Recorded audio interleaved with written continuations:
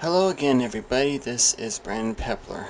I want to apologize for the hiatus for the past few months, but things just got been pretty busy, and I put the whole commentary thing on a pause until everything got situated.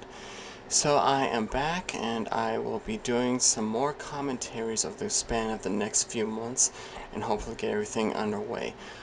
I'm actually looking forward to the upcoming 40th anniversary of Alien because having been a big Alien fan myself, I actually had grown up with some of it as a kid, but overall, so because of the big 4-0 coming up on April 26th at the time of this recording, I will be doing my own commentary on the classic film.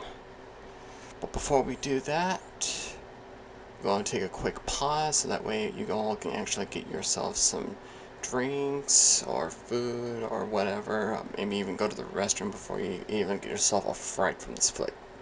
I mean, if this is your first time of seeing the film, you're in for a very special treat. Now, if this is like the first time you actually heard any of my commentaries, I'm trying to get into the whole blend of learning how to broadcast using YouTube as kind of my forefront of projecting those commentaries as a way of hopefully maybe getting myself into sort of like a maybe podcasting. The idea is that I'm trying to, of course, teach podcasting as part of a curriculum that is towards a nonprofit that I'm associated with. So anyway, enough of that. We'll take a quick pause.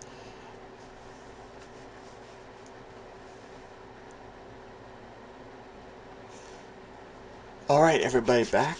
Now we'll get right on to business.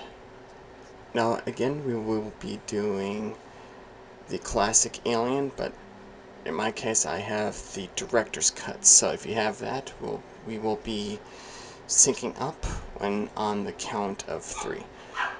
You can either get it on Blu-ray or DVD, or if it's streaming, or if you can find it somewhere else, then we will go from there. If you find it online, give yourself at least 5 to 10 minutes, and you can begin on my count.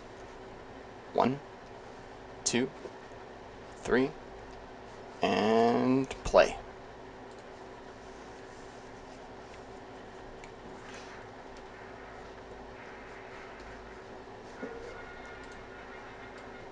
The classic 20th Century Fox logo. Yeah, just to think that very recently that Disney ended up acquiring the rights to Fox and its entire film catalog. You can only wonder how that's going to happen. But, so I follow a lot of the different YouTubers, like, of course, Mr. H and Alien Theory as a couple. And a lot of that goes through what the different worlds are expanded upon in, like the possibilities of what would happen to the franchise, because everything that has expanded upon is from, like, of course, the books and the comics, I mean, even the video games themselves, so that's like a lot of media to cover. John Hurt, rest in peace, good sir.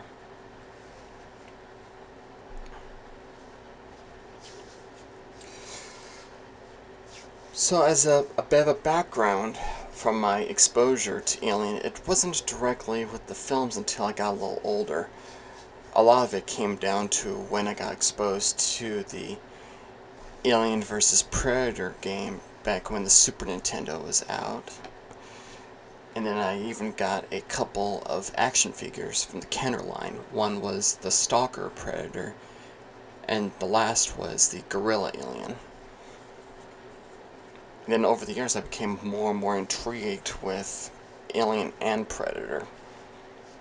Or it got to where I ended up finding things on accident, like of course there was a train card game of Aliens Predator, which I had accidentally came across back in 1999 when I got the first edition of the original Aliens vs. Predator computer game.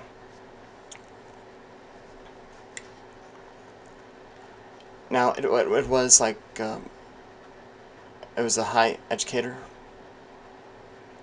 of, I might mispronounce it, but the idea is that this was like a very rare card among the Predator deck. Well, the idea is that in the card game there was like 3 different decks you could choose from. Of course, you got the Xenos and the Marines, and you got the Preds. Simple. And the idea is that you can use different locations to sweep in the complex, and of course you got the different objectives. Essentially, Xenos hunt, spawn their species, Marines wipe them out, plus the Preds. And the Preds, they essentially hunt.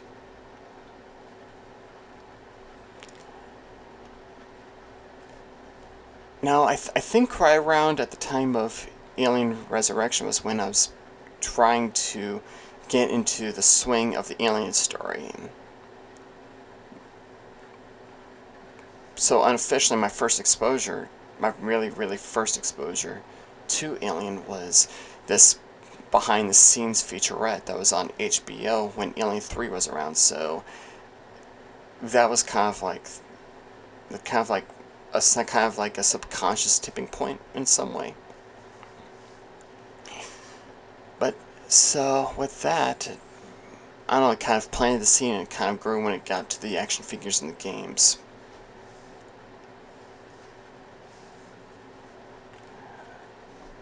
Now back to the movie. Dan O'Bannon, who was one of the writers for this, he was originally associated with John Carpenter, which of course is one of my favorite directors. And then they collaborated when they were doing film school, and they ended up releasing Dark Star, which was like one of the which is essentially a student film that turned into a theatrical feature. And this was kind of the premise of Alien before it even actually took off. And I guess you would say that Alien is kind of like the final vision of what Dark Star could have been.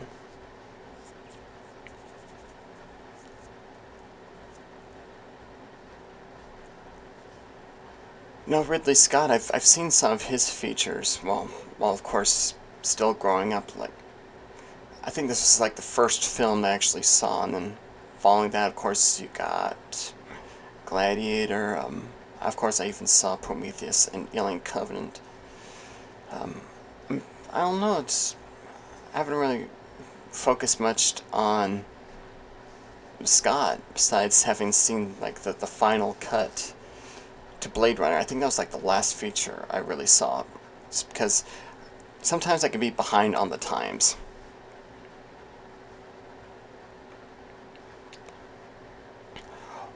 One thing I can also cover on is that this was very fascinating to me in terms of like how the layout of these cryotubes are.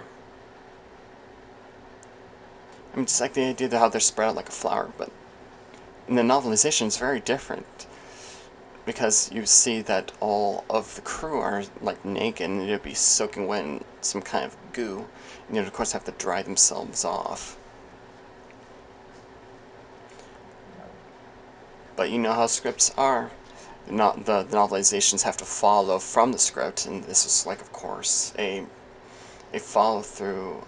Well, not exactly a follow through, but more of an evolution from the original draft, or one of the drafts. It's wonderful that this was at a time like, of course, Star Wars was already out, and then in the past sci-fi films, like we envision a future where it's like all utopian and bright and shiny. But now we actually got to where like everything's all worn and used, just like, of course, in the first Star Wars, New Hope, if I want to emphasize.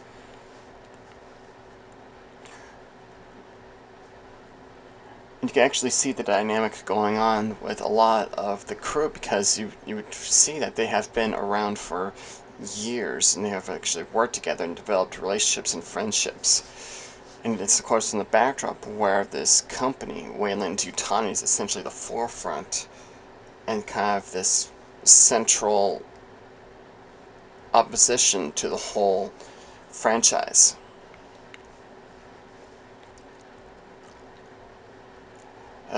Harry Dean Stanton, rest in peace, sir.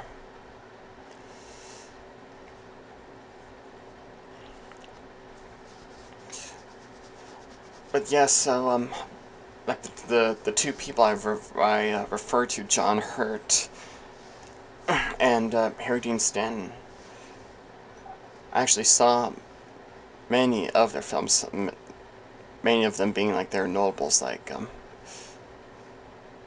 John Hurt, I actually ended up seeing him kind of like when I was probably not too old. These like maybe a few years ago on Netflix. I ended up catching Jim Henson's Storyteller, and then of course I got to where I wanted to actually see him more in other features. So I ended up bumping up to having seen him in The Elephant Man as John Merrick, and I even caught him in V for Vendetta. Then, of course, you got the Harry Potter films, in which he was, of course, as Ollivander.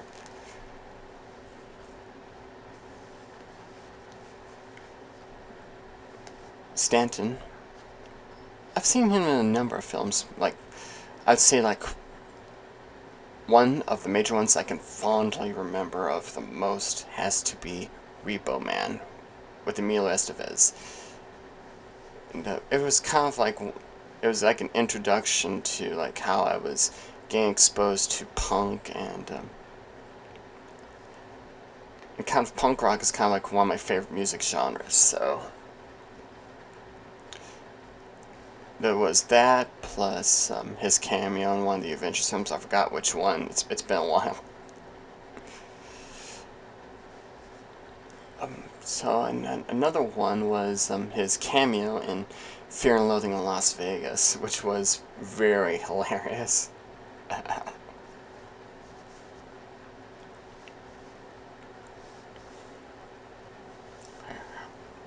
When I first saw Alien, I was kind of confused of how it was, because I got the idea that the whole Nostromo was essentially itself and the refinery that it was towing.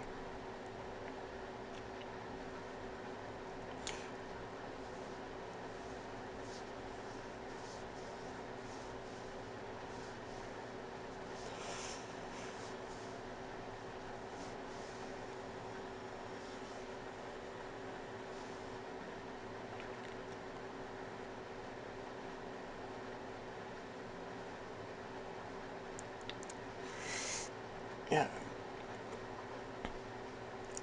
So, on this and the novelization, there were a lot of key differences. Like, I mean, like, of course, with the relationship between Parker and Brett, it was kind of like, I mean, they were kind of similar in a way, but it was Parker that had seniority, given that he's the chief engineer, and that Brett is his tech. But while Parker could go on for hours about a simple problem, it's usually Brett that is the most quiet and goes with, of course, the neutral right.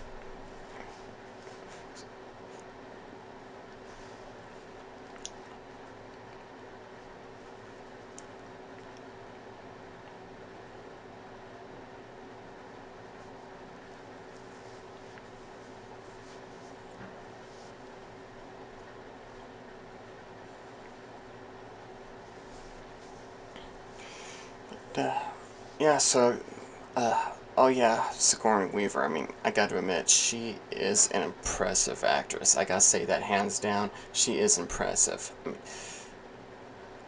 It's just hard to think that she actually came from, like stage roots. I mean, because like how Malcolm McDowell had said, which I believe is very factual, is if you don't have a start in stage acting, it wouldn't probably qualify you as an actor. And I think that qualifies with which I think a lot of the actors, given the fact that they would at least have some kind of background in theater, and then they branched out to film.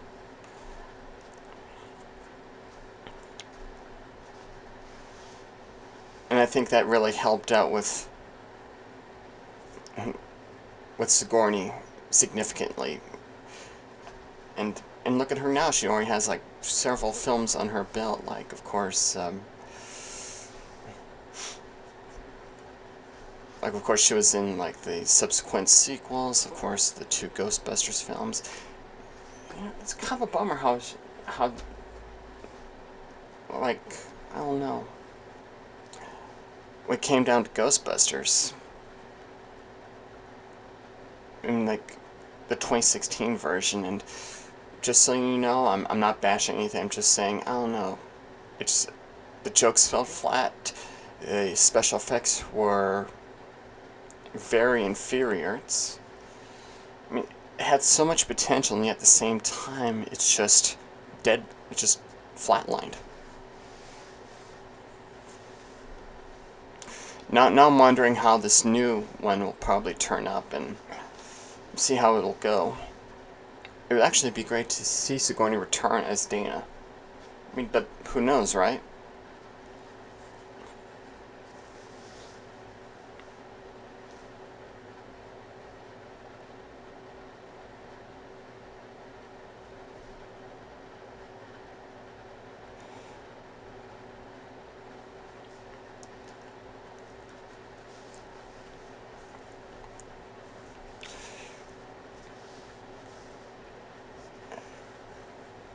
It's just incredible of how a lot of these deleted scenes actually sync with each other, and just the idea of how everything just seems very realistic in terms of how the ship would work. Like how Ridley Scott said that everything that revolved around the Nostromo actually is functional. Everything serves a particular purpose, and it's highlighted significantly, and it seems very realistic in a lot of ways because, like, and then compared to how Prometheus was, because I mean this is like a commercial vessel, I suppose, and as opposed to, like, of course, a scientific research and exploration vessel, like, of course, the Prometheus as an example.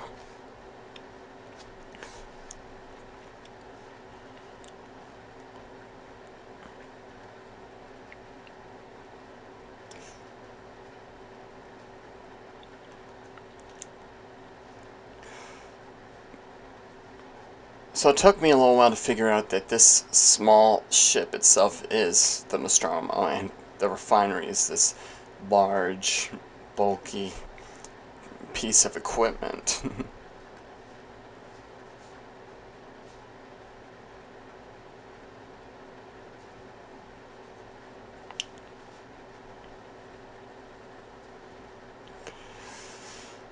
So the idea of the company, I guess you would say it's kind of like this whole entire film is like a commentary on on like particular multi-conglomerate companies too, because the very idea of how like they would rather take extreme risks as opposed to moderate risks to ensure that they would get money whatever they can.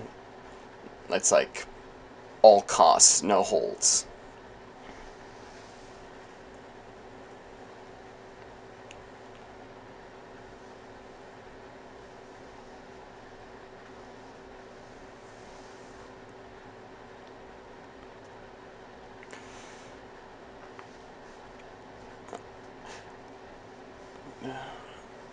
Yeah, so at first I had while I was growing up, I had the original Alien trilogy back on VHS, and of course had the theatrical cut. I got curious of the director's cut ever since having been seeing like deleted scenes, and deleted scenes are like something I've been very, very into. I mean, even alternate scenes, because there's a whole what if thing.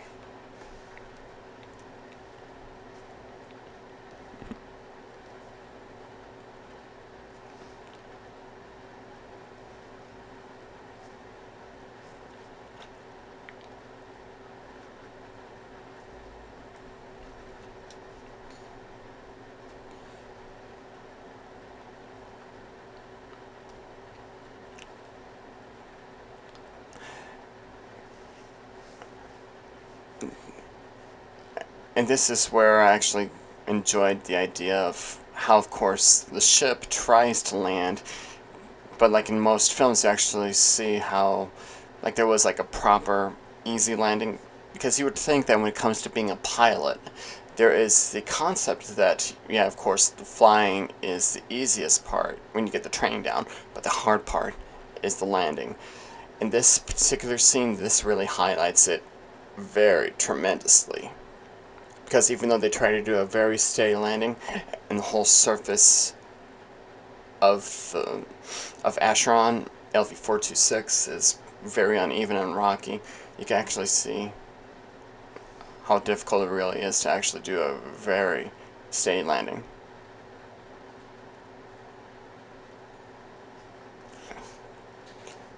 And we got an overload.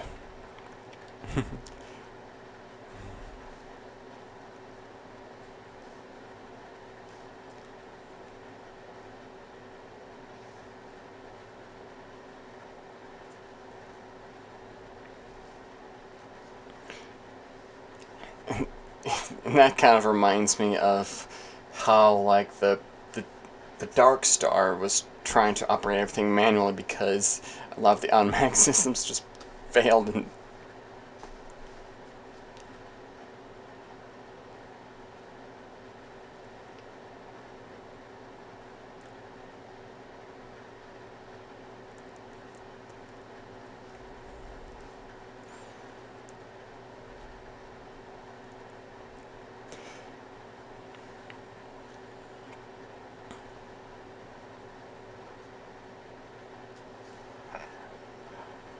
well, the dry dock is going to be pretty expensive, buddy. Sorry to hear that.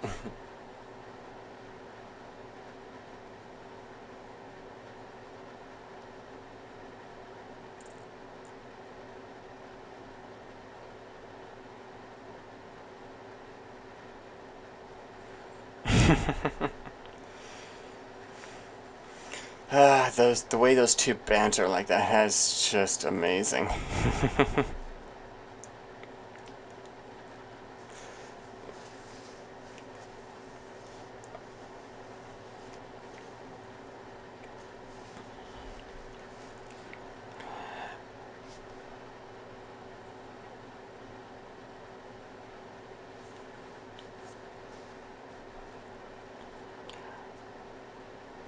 But yeah, so Akron or Acheron, I'm not quite sure how to pronounce it, but it's, in some sources it's pronounced as Acheron. So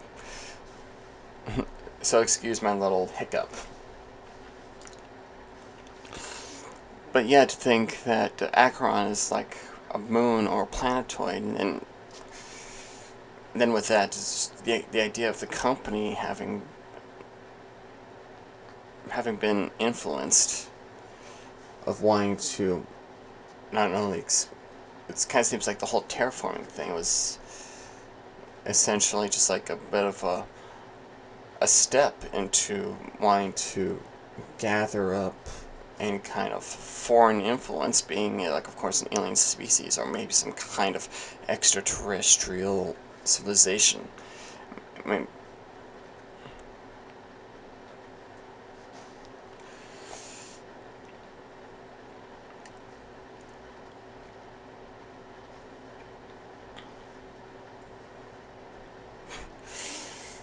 Lambert. Because, in a lot of ways, like, of course, with films, there was always have to be this sort of audience surrogate, and I think it's very much to be Lambert in a way, because, I mean, here we got like this the sarcastic navigator, and with a lot of that goes through in her head, it's very much like too high against her designated pay grade. Given that, of course, she is like a cruise. I mean, she's only a navigator. She only operates the ship and lays down the coordinates, and even maps out the location of where the ship is based upon its trajectory. And it just seems like with Lambert, we try to follow her.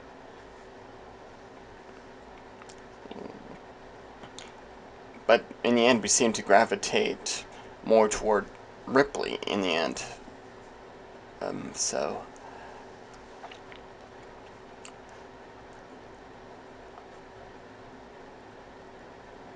it's kind of interesting in a way of how there is like the whole final survivor, excuse me.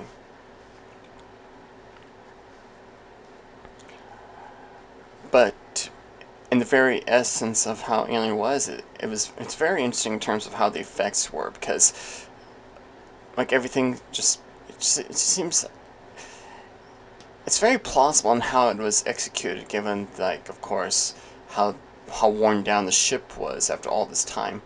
And then of course you got like how like the whole layout is, because in Scott's commentary, a lot of the interior was repurposed from like old ship, like repurposed from old airplane parts.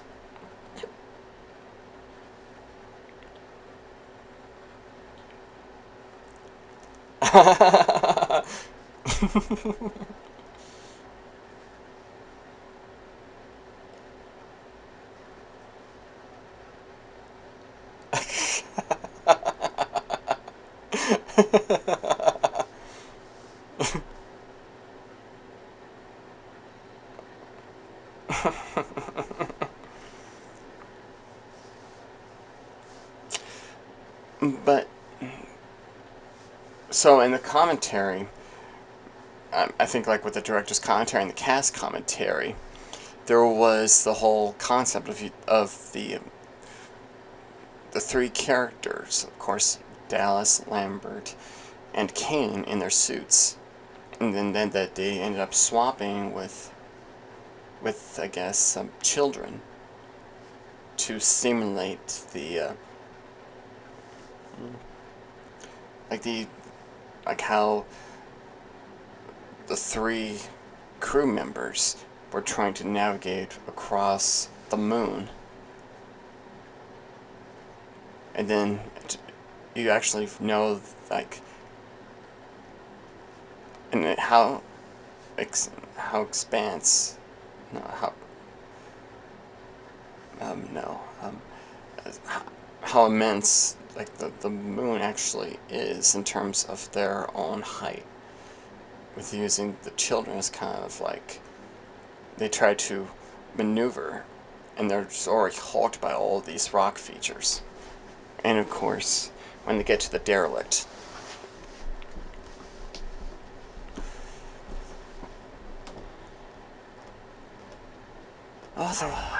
but yeah, but just how the suits were done, it was very dangerous, because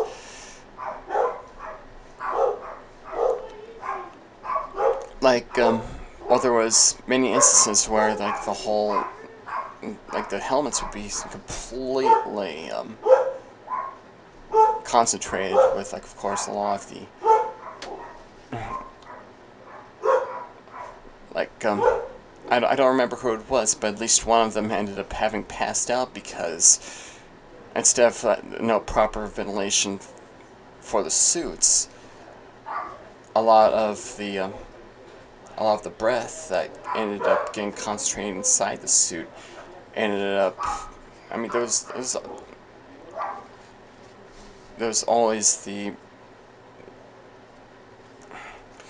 oh, so excuse the background sound, but the dogs are barking like crazy. Well, that's part of having the family, but but anyway, so there was like a carbon dioxide buildup and even carbon dioxide from exhaling can be essentially dangerous.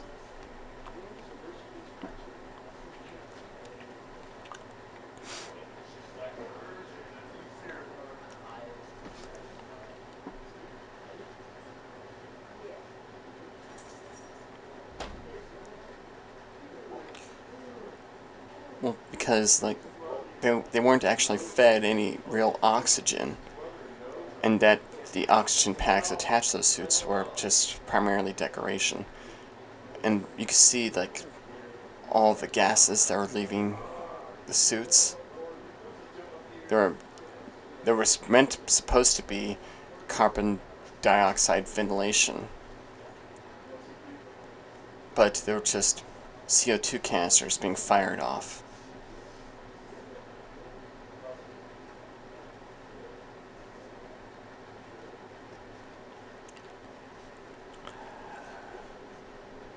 The inside of the derelict, it looks. You would. It's very hard to really explain about how all this entire ship is. I mean, it looks extremely massive, and you would think of it, it's more like grown as opposed to being built because of the biomechanical nature of how this tunnel really is.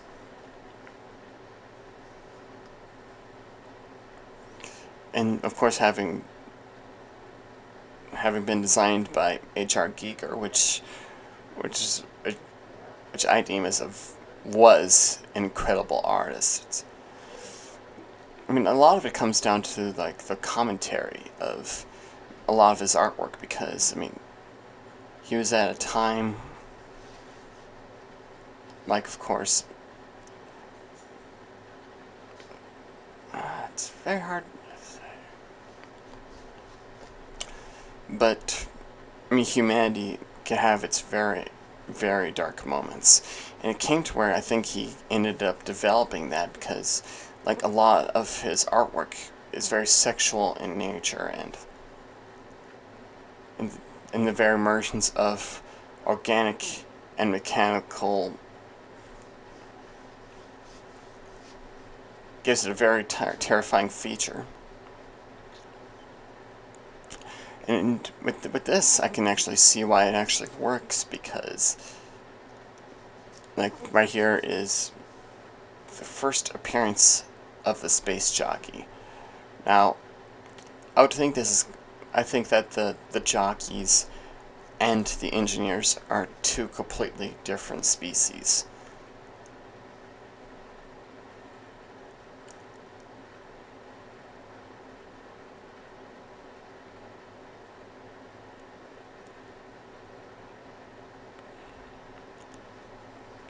But so my theory is that maybe the jockeys were supposedly the true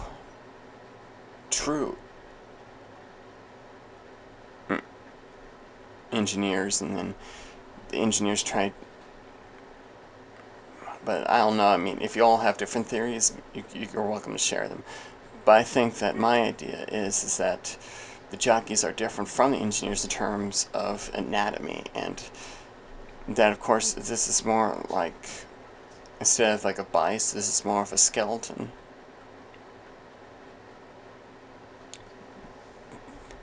But but who knows, right? I mean, the canon changes, and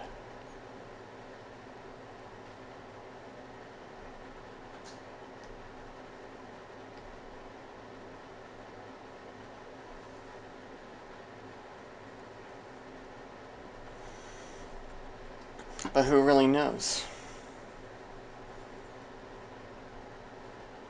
Because well, I mean, I think I read up something that there was a species that was called the Alphas that could have been the actual creators. That would have been of course, the actual genesis of the jockeys and the engineers, but in the end came to where the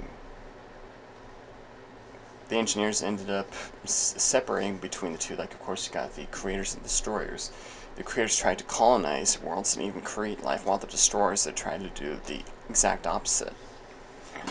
And I think I heard something about how there was like a conflict between the two, where the creators were more peaceful and have more of a respect toward life itself.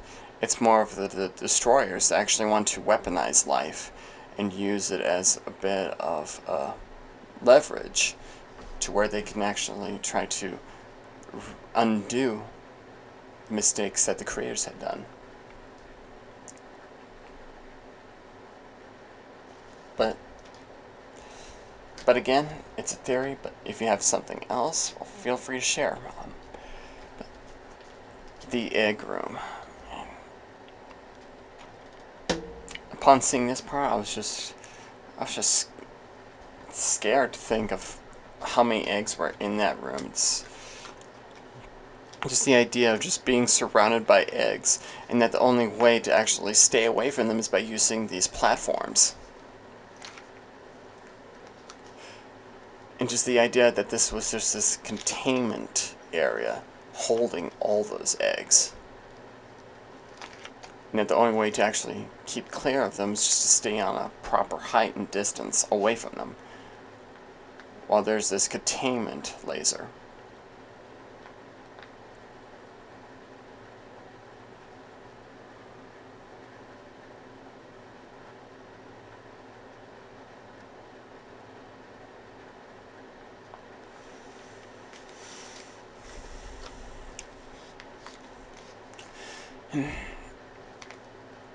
And so many eggs just laying there after many centuries. Another theory is that a lot of those eggs, they may remain dormant until the proper moment. Because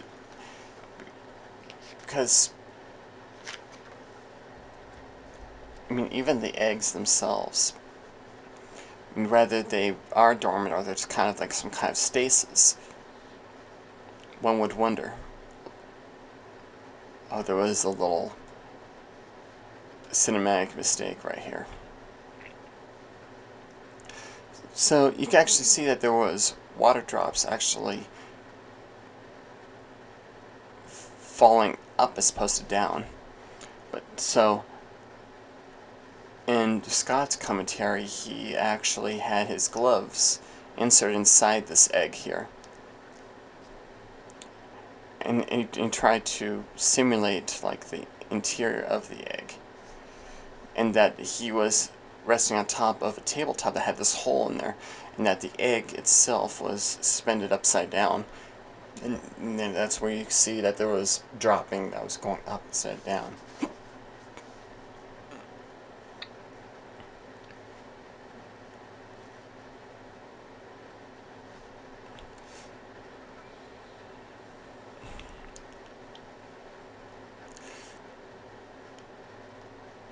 When I first saw that, it gave me a jump. And later on in the years, I actually got curious to how the face hugger actually jumped like that from the egg. So it got to where I thought of putting the film on slow-mo for a certain number of time to actually see the process. It's like the facehugger actually springs up from the egg using its tail, and then it jumps onto Kane's helmet, uses its proboscis to actually punch into the visor, and then over time its body ate through the visor and latched on to his face.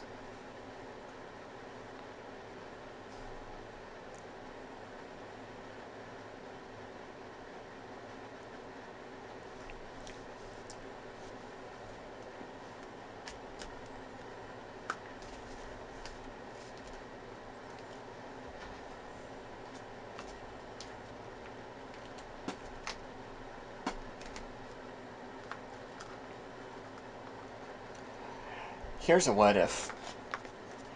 Ripley leaving the three inside. and that ash does not open up the door. Because from the look of it, he did an emergency override.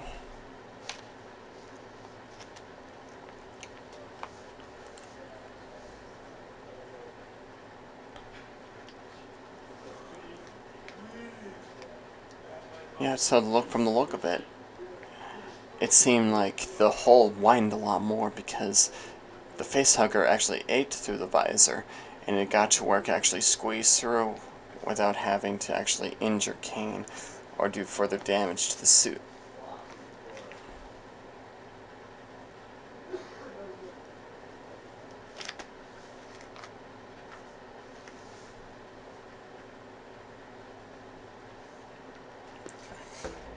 And this was very scary when I first saw that, just the idea of a creature latching on someone's face like that, and then just impregnating.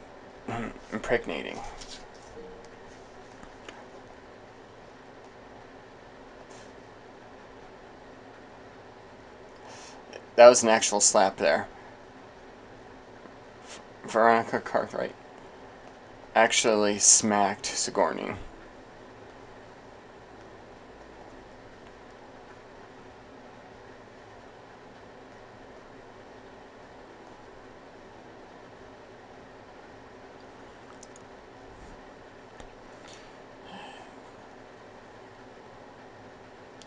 It's just intense of how that thing actually looks.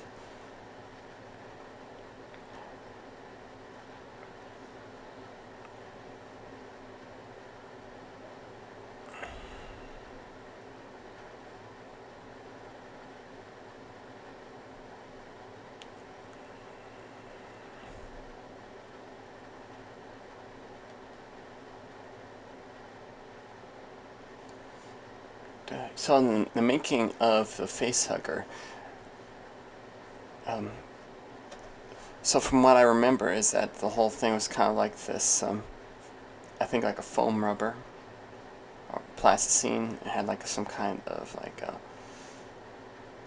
well, I think it had like some kind of wired armature built inside, and that they built around it. And that when it was finished, it had like this very fleshy appearance. And with that, they were originally going to paint it, but the very idea of it looking flesh colored, it really makes it a lot more terrifying because, I mean, here we got like this strange crab-like creature that has fingers for legs, and just the very idea of it having like a very human flesh-like exterior, it kind of gives the terrifying feature that it is organic, and yet at the same time it acts like a machine.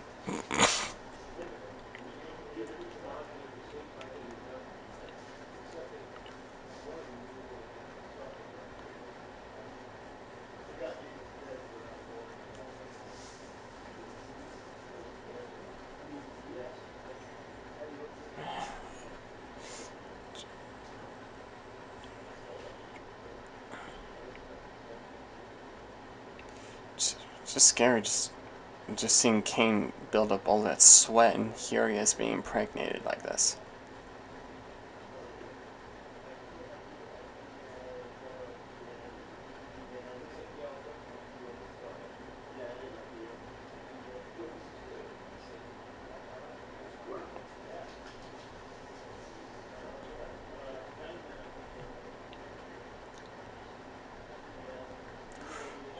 The Jerry Goldsmith score, another classical film composer, already gone. He's only been in a number of films, and it's so incredible. But yeah, so he was put in as like leading composer for this film, but then of course there were pieces of other soundtracks that were incorporated in, and it really infuriated Goldsmith.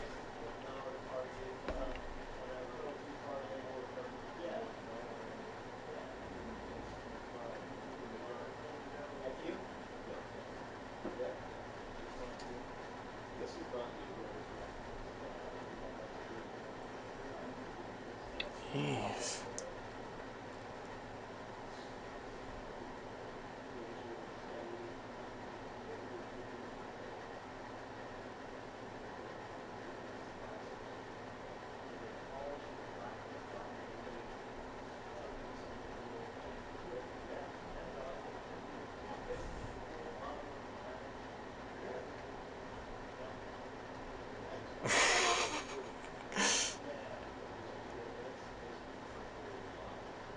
Oh, that's a good pen gone to waste.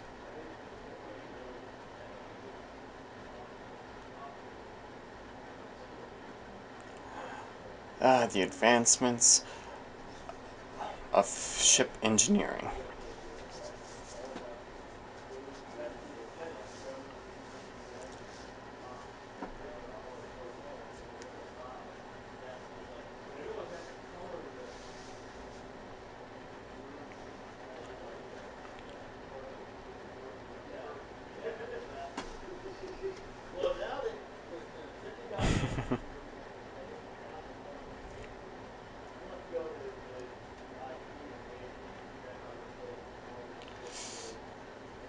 Well, yeah, who wouldn't be afraid on Acheron?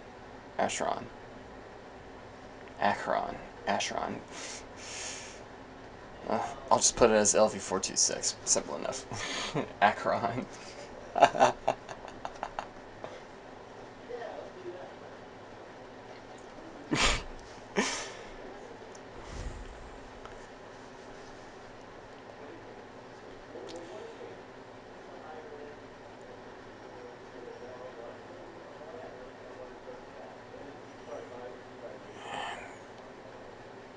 It's just scary to think that it's whatever's on the monitor is essentially the alien itself. The Xeno that's growing inside King. Because from the look of it, there's like this placenta, and then following that, of course, there is the proboscis tube.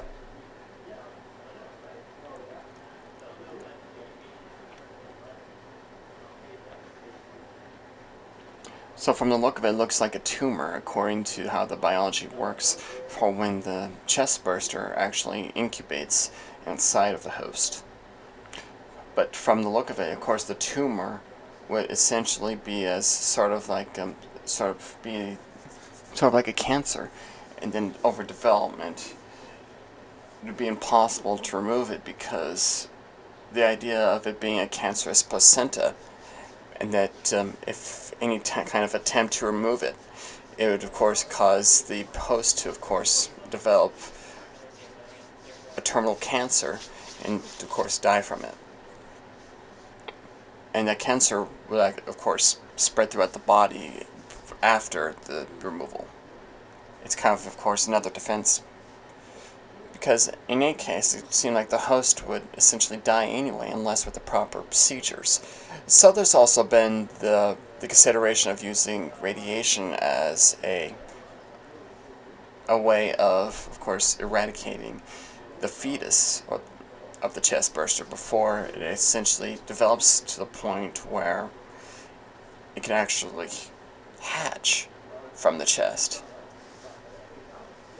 And that, depending on the type of radiation, it would essentially destroy the embryo and still leave the host alive. Because one would think, but that was expanded upon in the Alien Resurrection video game.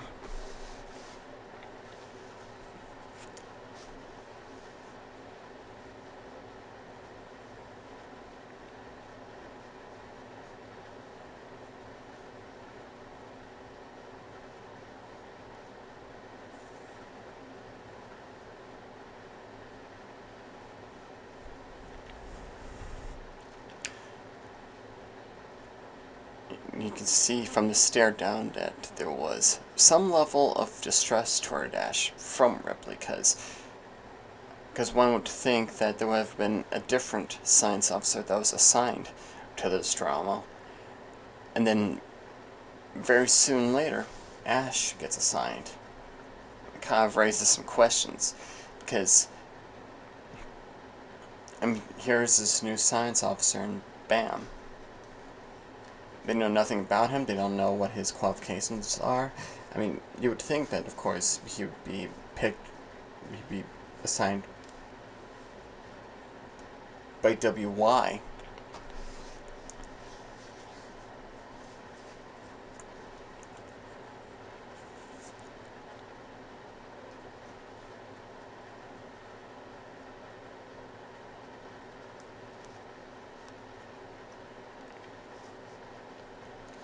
It kind of makes you wonder what Ash really was, really. I mean, besides being a synthetic.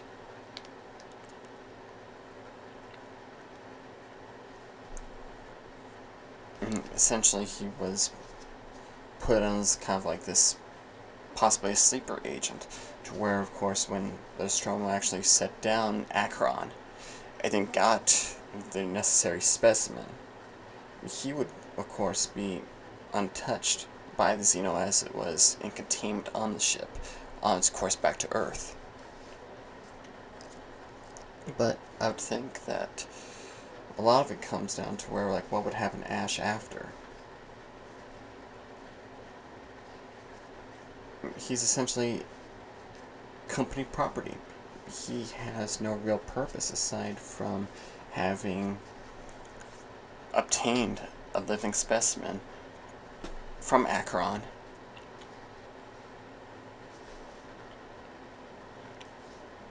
Jump scare.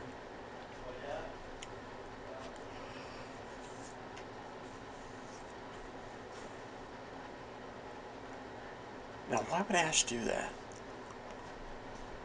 It was either for containment, or he wanted whoever was next to be possibly attacked.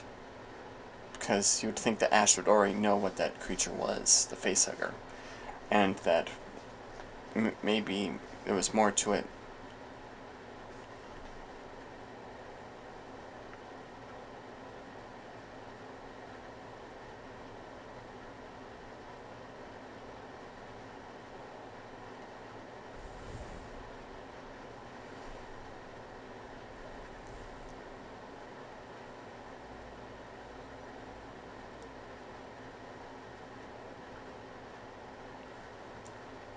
Creepy little thing, huh?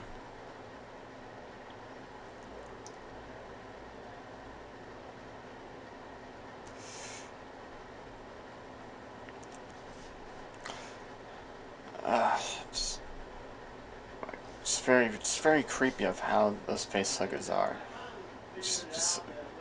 I mean, just the idea of it looking so strange and yet almost human all at once, because of the physiology of it. I mean, just the idea of those two bladders on its size. One would think that they'd look like human testicles, and just the idea of how the fingers look. Just the legs actually look like human fingers. I mean, especially where it's actually got the clawed nails.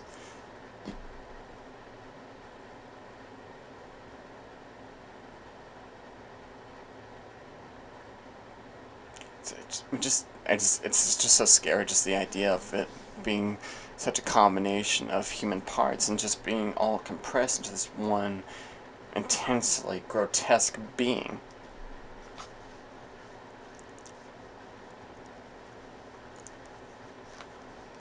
Now, there was a part in the theatrical cut which I could have been that could have been kind of like the a mesh, like a good mesh, because there was a clip that there was actually a cut that was removed from the director's cut to where Ripley Ripley expresses distrust toward Ash, and that Dallas just essentially says that he doesn't trust anybody. But then makes you wonder, like, I mean, how much trust does does um, Dallas have with the crew? Like, he doesn't trust anybody, meaning like he doesn't trust his his small group of officers or even engineers for that matter. I mean, what's the point of really having a crew if you can't really trust? I mean, yeah, you've been operating on the ship for who knows how long, and you can't come out saying that you don't trust anyone. I'm guessing it's probably, maybe it has suspicions about the company. And maybe has reservations about them too. Maybe a lot of those, I suppose that paranoia is well founded because, I mean, all those years of being a ship captain, it makes a lot of sense to where that the company can be quite fuzzy in terms of how it really works.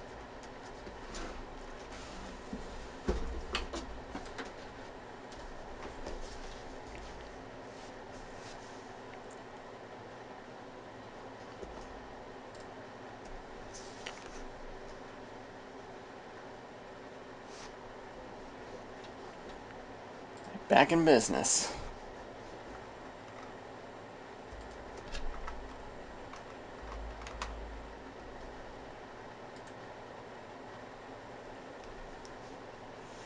But we all know how that goes, don't we, folks?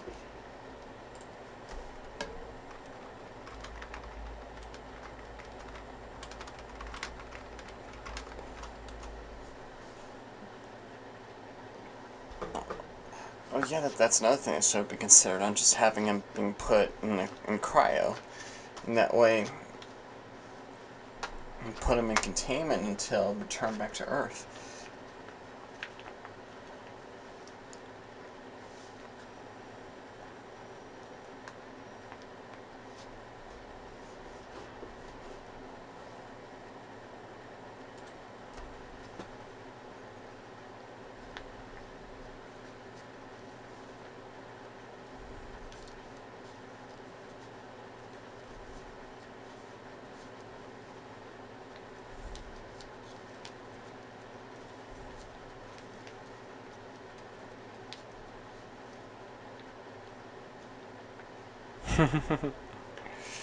Right, right.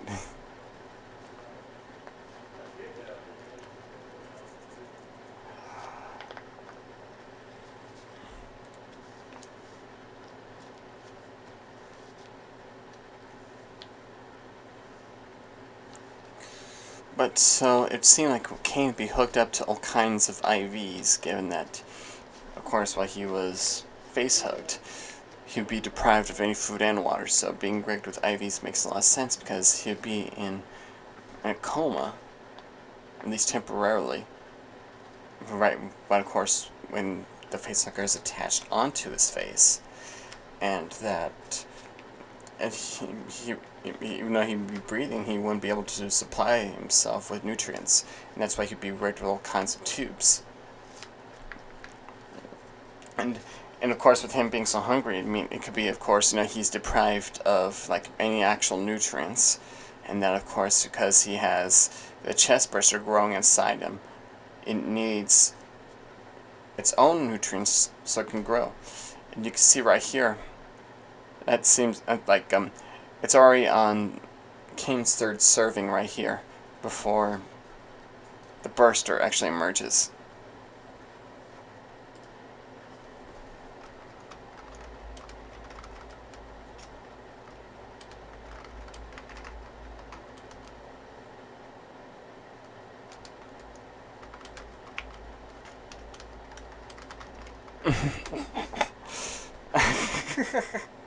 Damn, Parker. Always gotta be such a pervert. Well, so a lot of the food that's here is essentially supposed to be like processed artificial food that can actually be processed into the auto chef to where it can be edible. Like how a lot of the like space missions are. A lot of the food has already been dehydrated and stowed into packages, and then they would have to use some kind of feature to where the food can actually be hydrated and heated to where it can actually be consumed by the crew. And it would make a lot of sense with this because with the crew, I mean, I know it's a bad time to actually talk about artificial space food, especially at the time where, of course, Kane is Oh yeah, here's my shot, baby.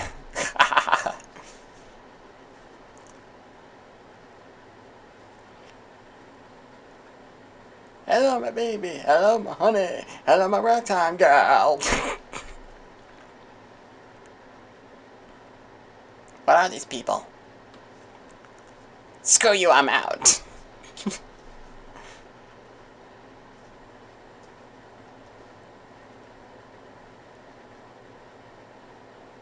Anyone up for Chinese?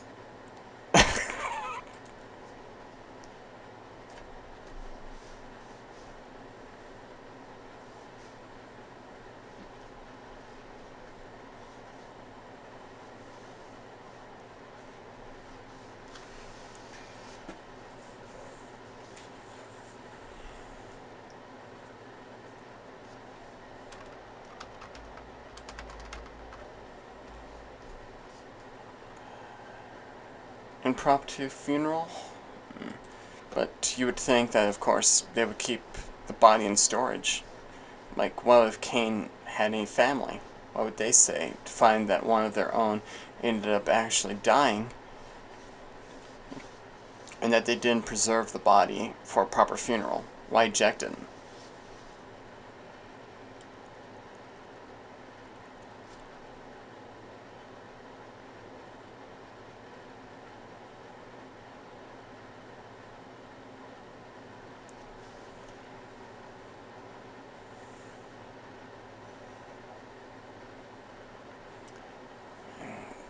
To think that the whole refinery looks like its own little city in space. And I think that's where Sebastopol and Alien Isolation comes in. It's supposed to look like a space station, at the same time it looks like this little floating city.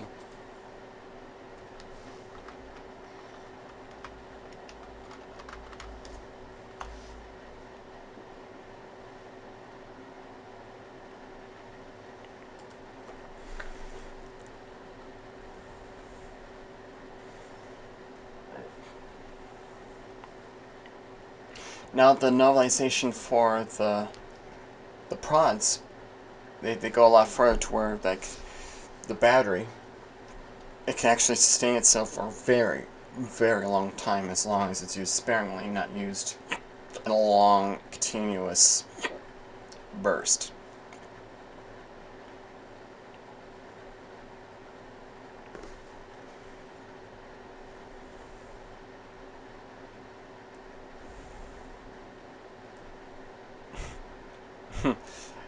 Ripley mingling with the engineers, really?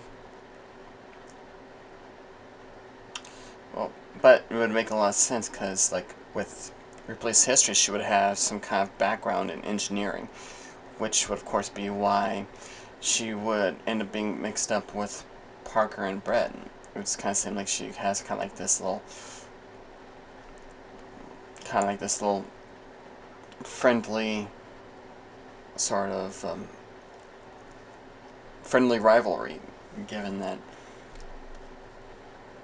Ripley would at least have some knowledge in engineering, and that she, of course, became a warrant officer after her years of experience and actually got offered or promoted to the position. And that she may be the only person to actually keep Parker and Brett on a leash.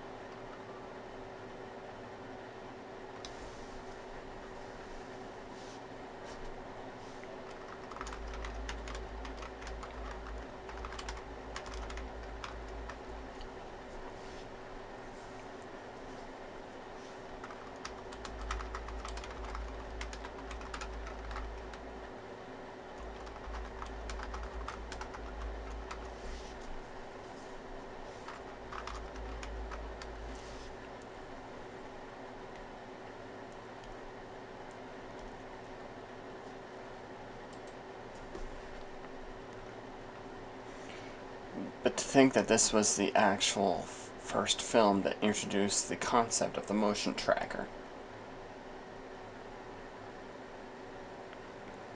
And that this was this big, clunky box. And that later it actually got smaller and more compact, a lot more efficient. Well, I wouldn't say that the one in Aliens was inefficient because even that was perfectly flawed.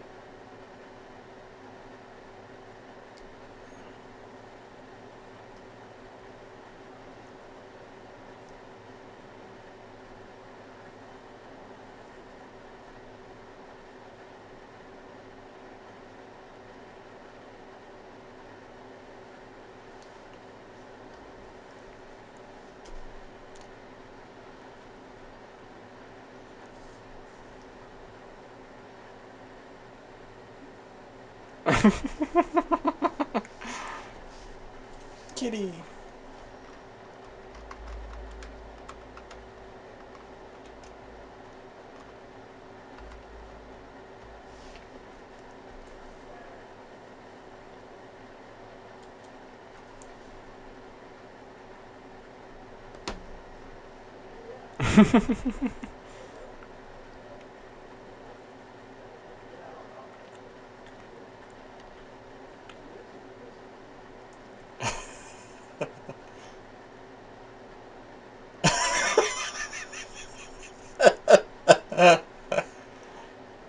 Kitty crap. Stanton.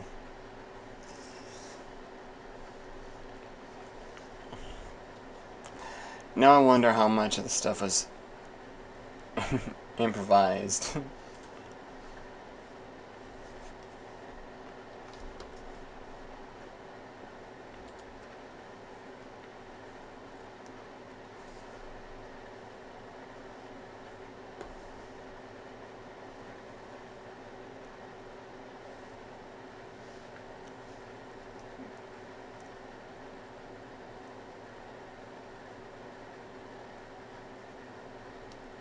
I swear you can hear a heartbeat in that area.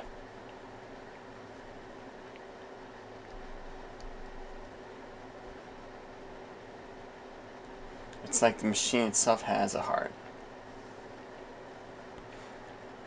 And that actually is actually expanded upon in like some of the media, like the idea of an AI actually coming from a human mind.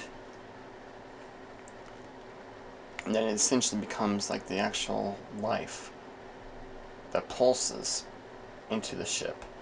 Like the idea of Mother was actually expanded upon in Predator Concrete Jungle, the game.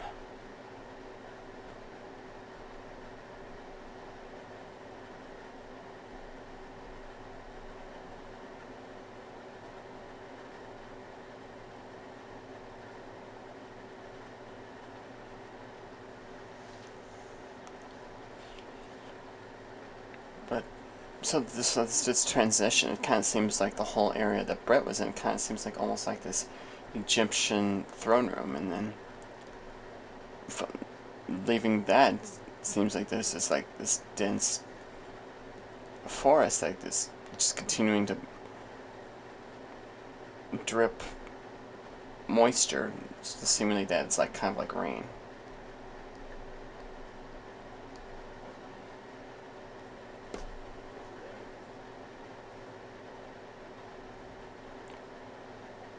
An old and battered freighter,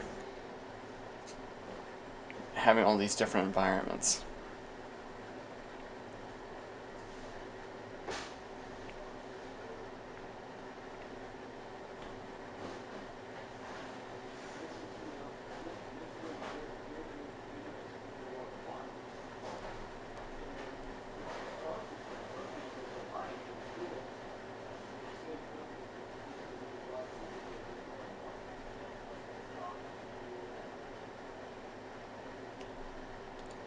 And if you've seen this enough, you can actually see that the alien is dangling. But from the look of it, you can almost see that it looks like probably some kind of weight.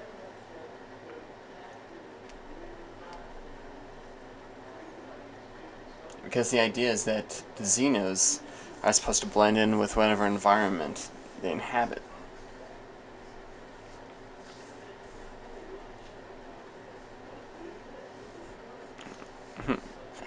I, I swear Jones is such an adorable cat.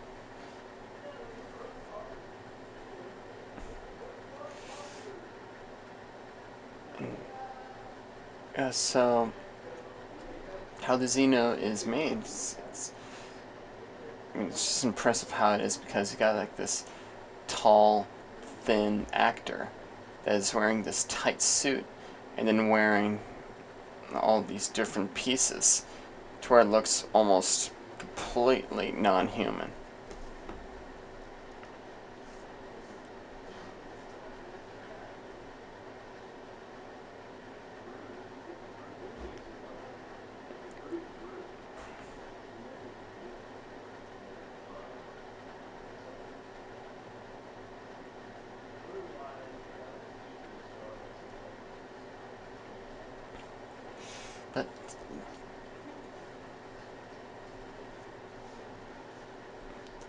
But so it seemed like with how Giger actually sculpted the suit, he actually used bits and pieces of actual animal parts, from what I remembered, and then it was, of course, cast and molded to where it could actually fit onto the body.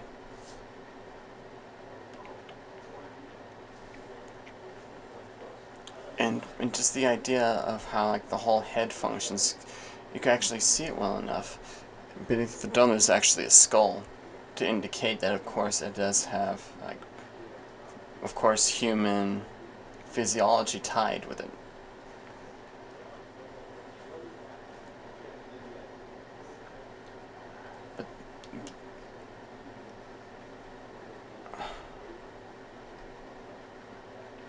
But so the idea of how the Xeno incapacitates.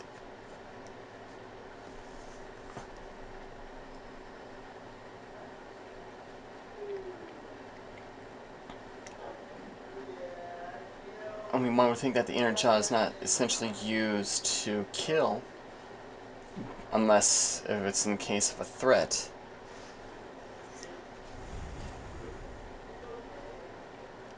And or it could be used as an incapacitation method, like, of course, like in the instance of a lobotomy.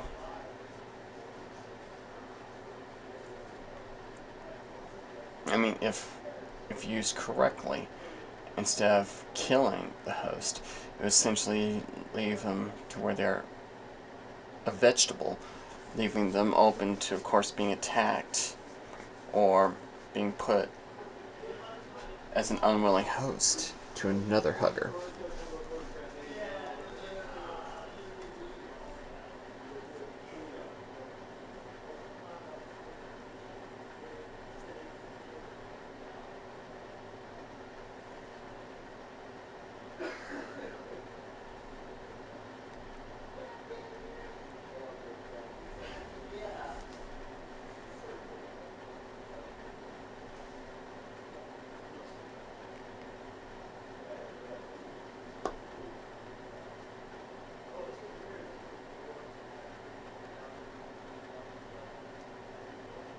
So that it's, for how the tracker is right,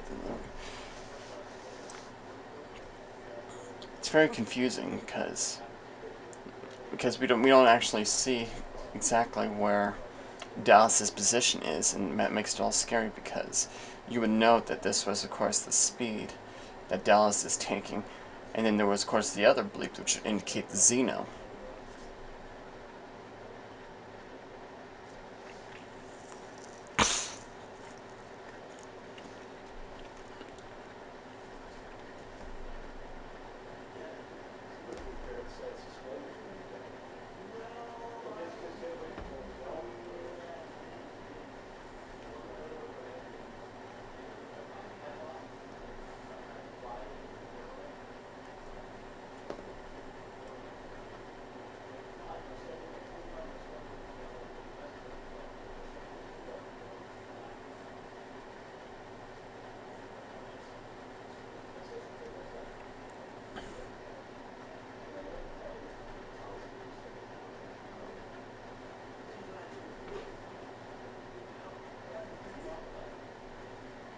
It's got to be hot in there.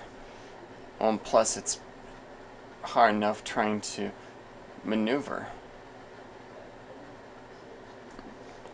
Or at least with a Xeno, you can see why it adapts so well and using the ducts as its mode of moving from location to location. Because it wouldn't want to risk itself moving itself in open spaces.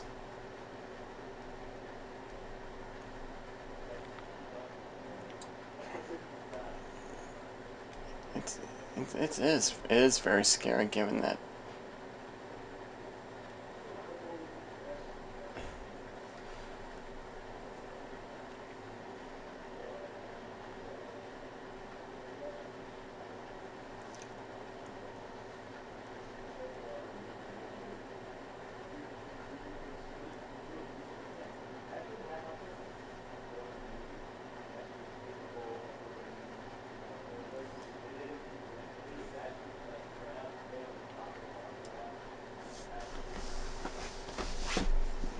It wouldn't be interference because it would know it's tracked. It, it would know it's being tracked, so it would have to stay still for a moment.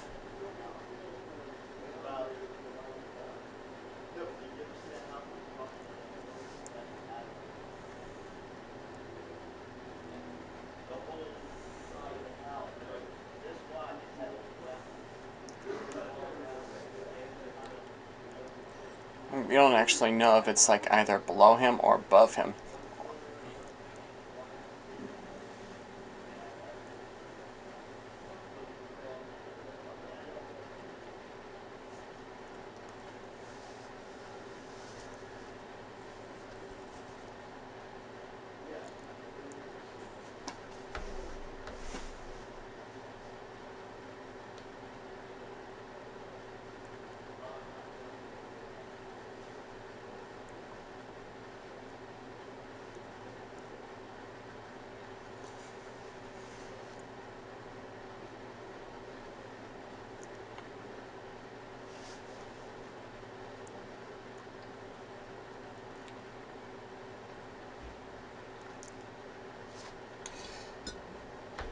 You can really notice that Lambert is really starting to lose it.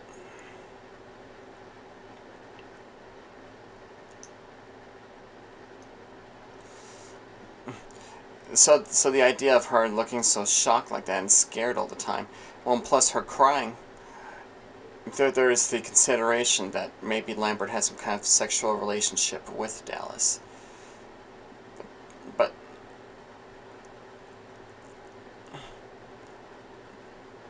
But there was also a deleted scene in which Ripley and Dallas attempt a liaison, and given that after Kane's death.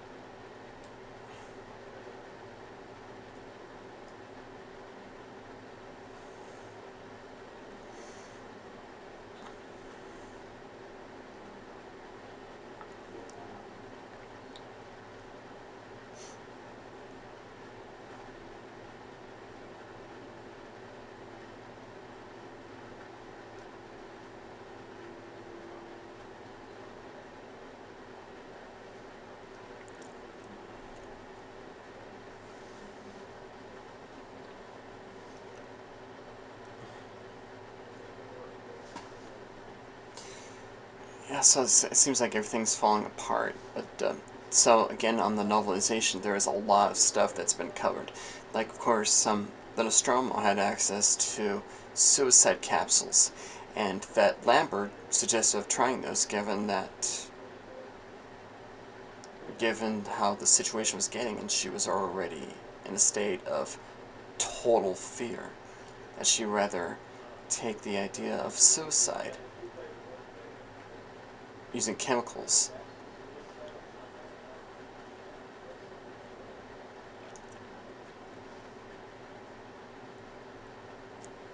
Now, you can notice right here that there was also another deleted moment which was covered extensively in the novel and also in production photos.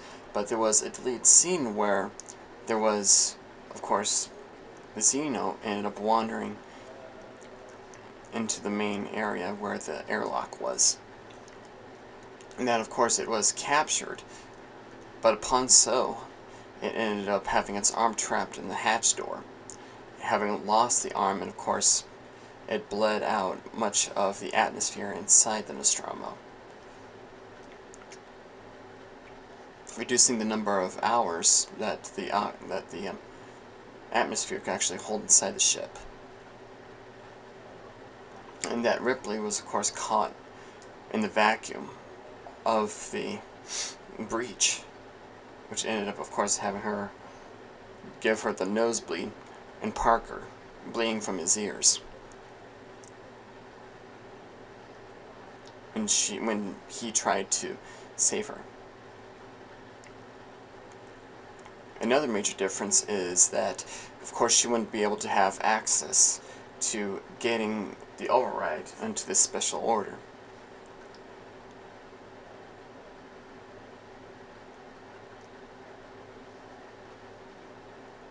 And that just before she was getting to it, it got to where Ash ended up punching the monitor.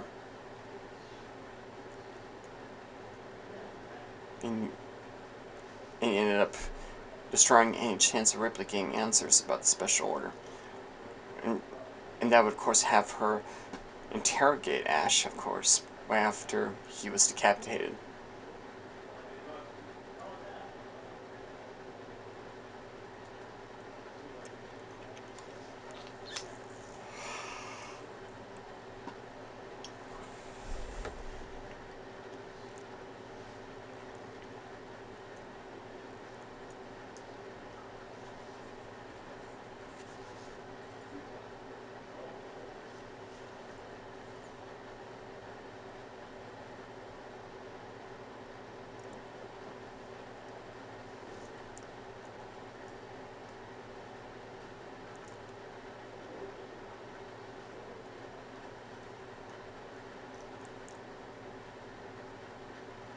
Jeez.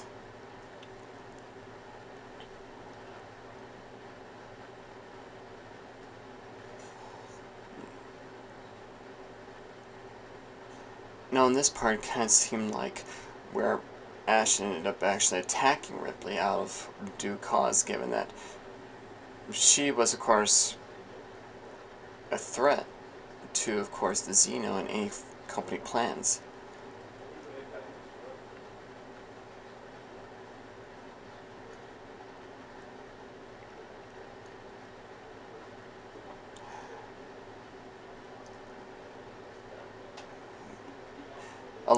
Like, now the whole thing about aliens, that has a lot of Freudian context. Like, of course, the Xeno having, of course, being so phallic in terms of its design, very, very human-like. And that the facehugger is, of course, programmed to procreate and further the xenomorph species.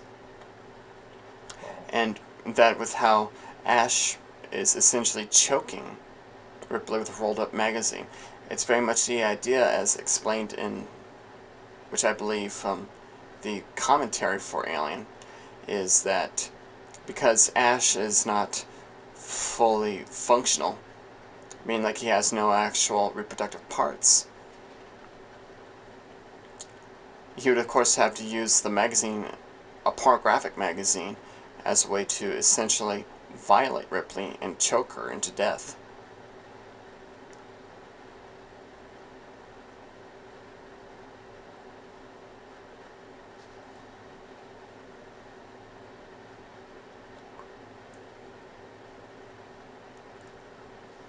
Gee, that's just wicked of how, like, all those small sounds that were leaving Ash's body.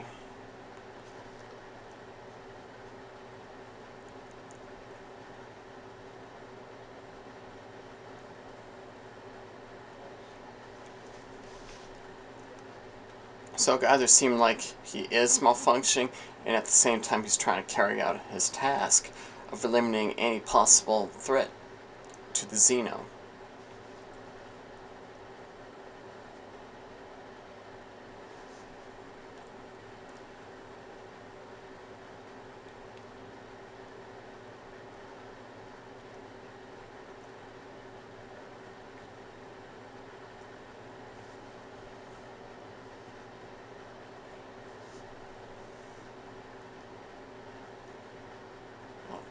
And this is where the effects get a little bit iffy, because while it's a good idea for, of course, seeing the head actually work, you can actually see how bad the transition is. Because the last head, you actually see that it was supposed to be Ian Holmes' head for Ash. But then, of course, the transition where the actual head is placed.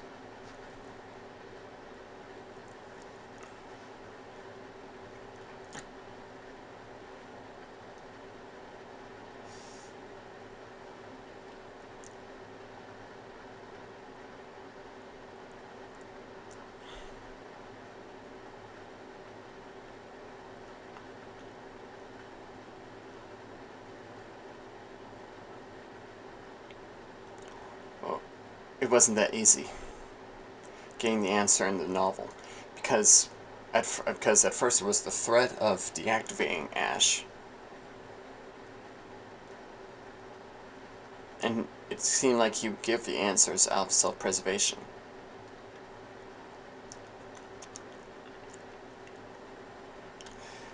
Now, with like how the whole layout is, and how Ash has only managed to move like a portion of his body here, it's because there were certain parts of his body that was, of course, disconnected. Like, of course, he wouldn't be able to walk or get up.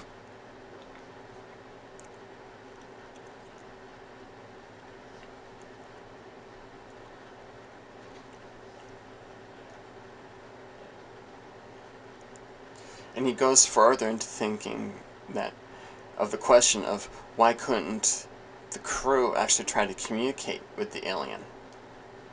I mean, because if it is intelligent, why couldn't they communicate?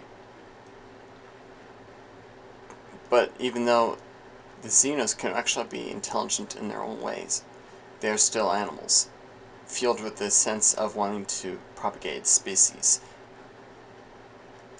Another bad effect. And just the way that Ash was smiling like that, just the way the head looks, it almost looks like one one of those William Shatner masks, like the same one that was, of course, used famously by the Halloween films.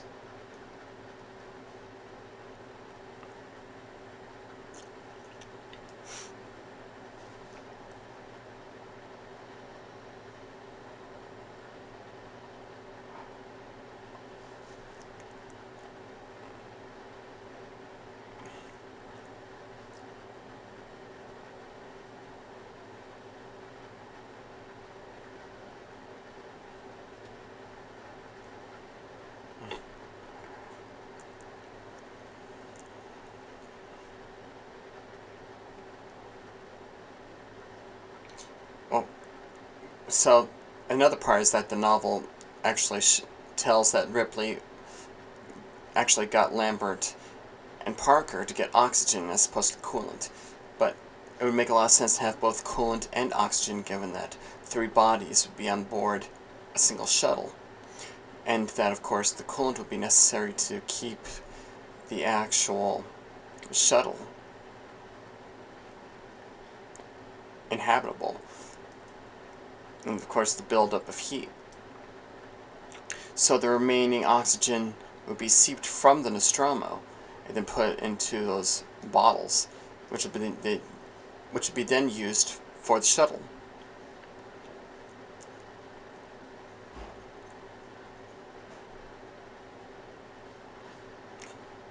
So one would think that the coolant and the oxygen would be essential enough to keep the interior of the shuttle cool.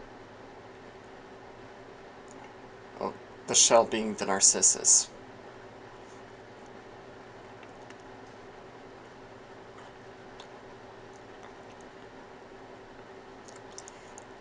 Yeah. When I saw this part, I was going like, why make so much racket? You want to get attention? Is that what it is? You want to get attention? You want that pesky Xeno to come up your way? Alright, if you want him to come by, then let him be your guest.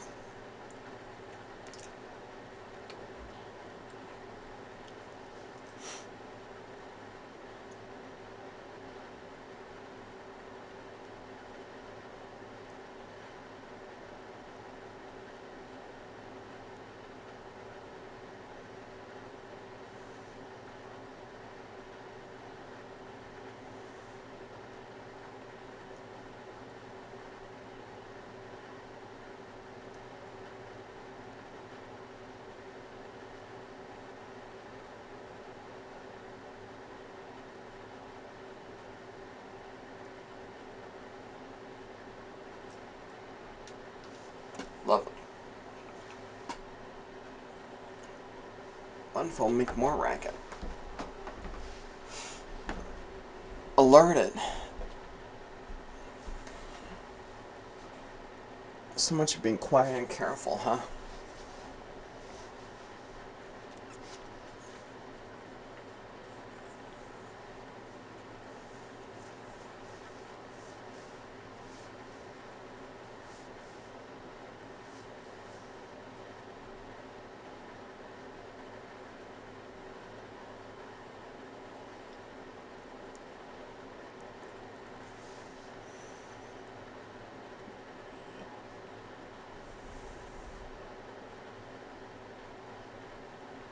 Here's the kitty. Oh yeah. One thing I forgot to mention was Jones was featured earlier in the story, at least in the novel part, because we never actually got to see Jones show up until like a little earlier in the film. But so in the novel, it actually covers to where, of course, he ends up resting on Ripley in her cryo, and that the poor guy was, of course, covered in the same goop, the same kind of cryo solution.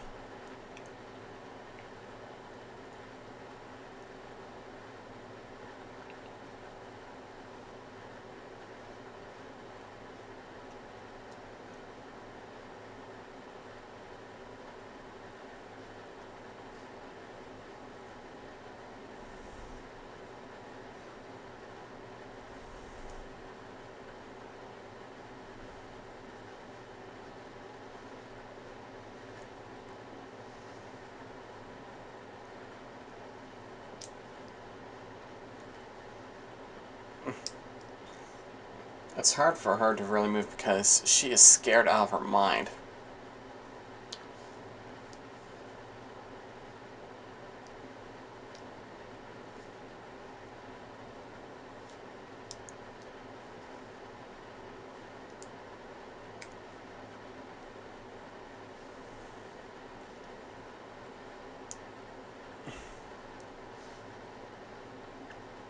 Oh, that's a lovely face.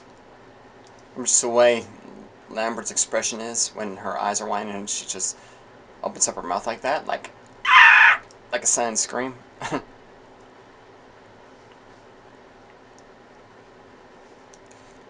Now, here is the ultimate question, people. I mean, I always thought that she goes. I always thought he said, "Get out of the room." So,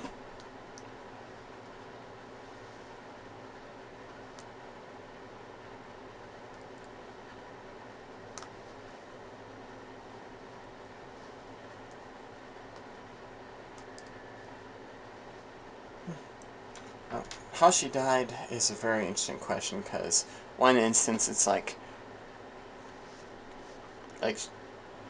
in like the last survivor level from the the uh, the Alien Isolation DLC, it actually shows Lambert actually been violated from the Xeno's tail.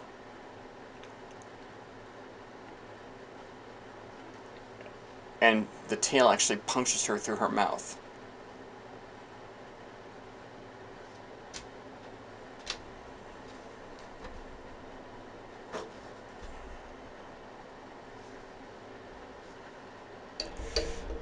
But for one would think that it's her body is dangling, and that her pants were essentially torn off, or her trousers were torn off. And that's why her naked legs were dangling. And well, there was an earlier concept where she had herself put inside a locker to hide from the Xeno, and of course she ended up dying of fright.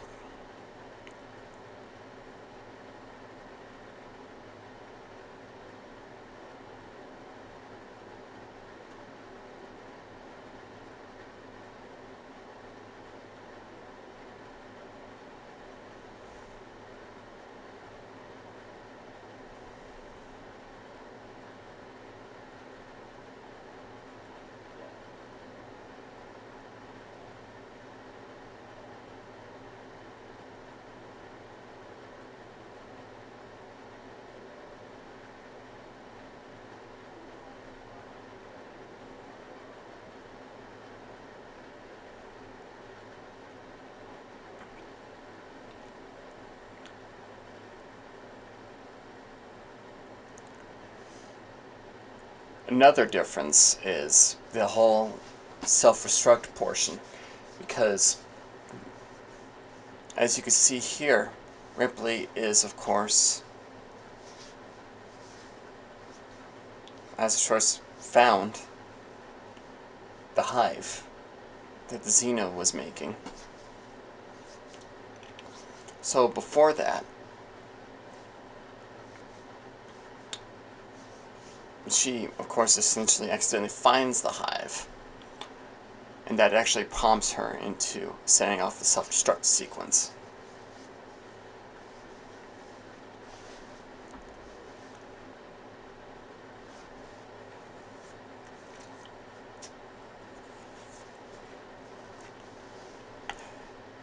Now, the very idea of a morphing, as it were, which were like, of course, using bodies as eggs. I mean, it's essentially where, the whole method of it is where, like, you convert something that's already dead and then incorporate it as a body to the formation of course, an egg. Well, that's what's the actual part right here.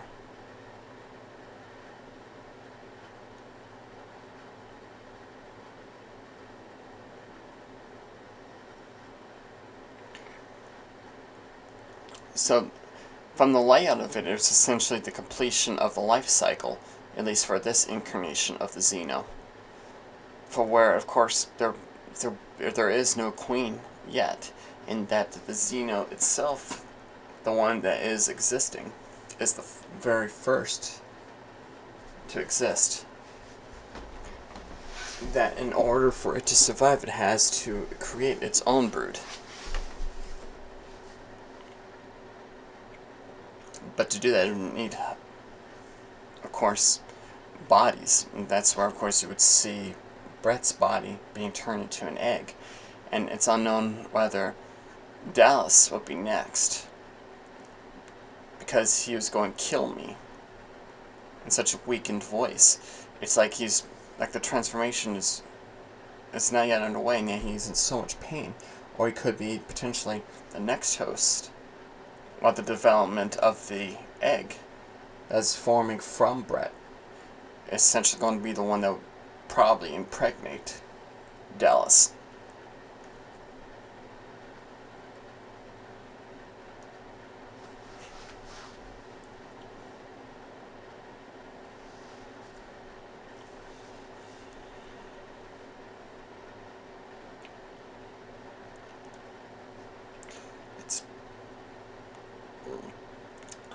it's just strange of how like the Xeno actually looks and just the way it dribbles. It's actually KY jelly, so you can actually see why it looks so slimy whenever it dribbles.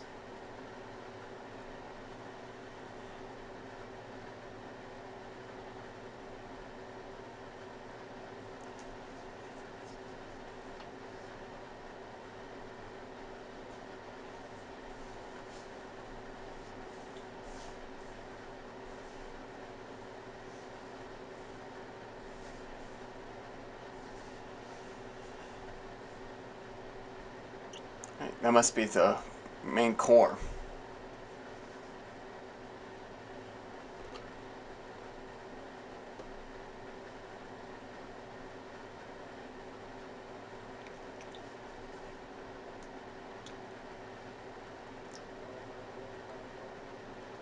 Hurry up.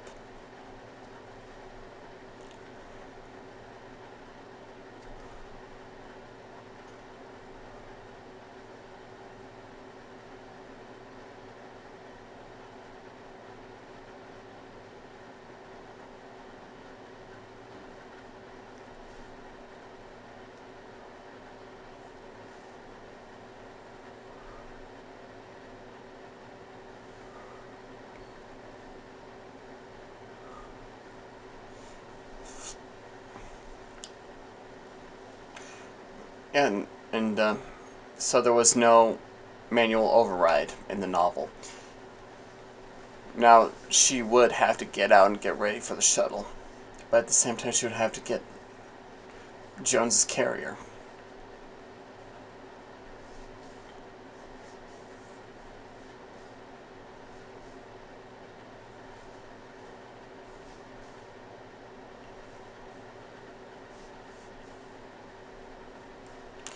So there is a little side note to how, of course, there was actual word that Sigourney actually had like an allergic reaction, because at the time she was, of course, covered in glycerin for sweat, and that over, she, and that of course while having Jones, she was covered in poor cat's hair, which caused some kind of allergic reaction.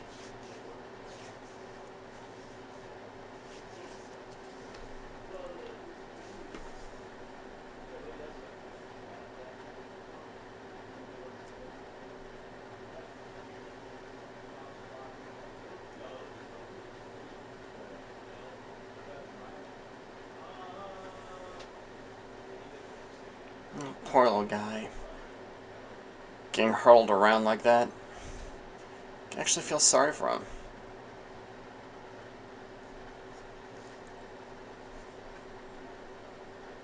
But the idea was that the Xeno was supposed to be sort of like fascinated with a small creature, and yet at the same time, it wants to try opening up the carrier it was in.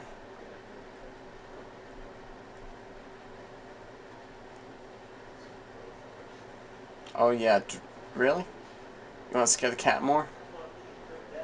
I can understand you want to try and gain the cat out of the blaze, but be a little more careful.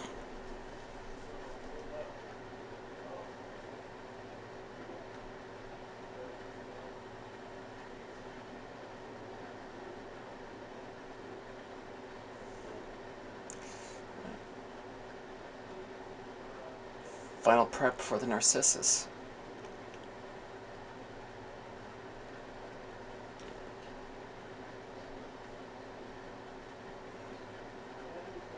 Locking clamps detached.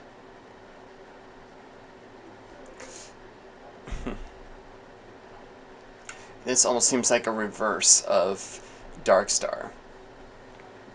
Because while the Narcissus was essentially moving away from the ship,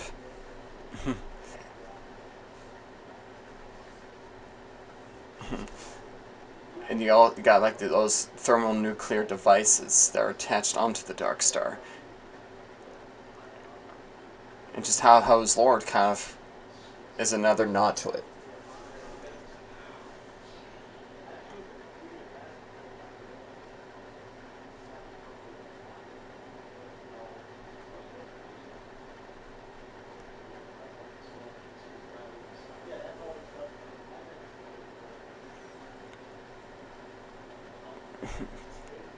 Yay!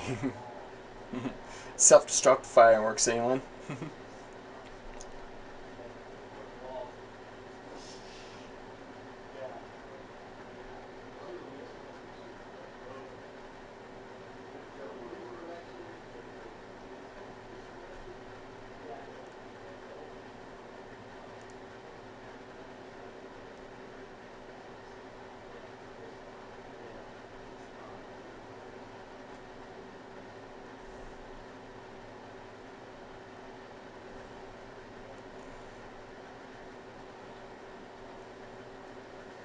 And it could have ended right here. But nope, we go on.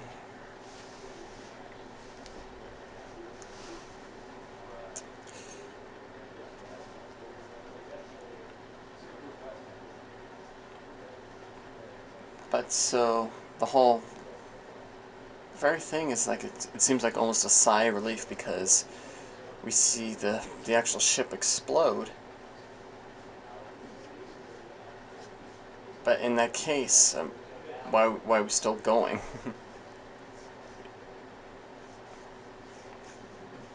But of course, in the essence of this being a horror film, which of course it is, you count it as horror, given despite the science fiction context of it.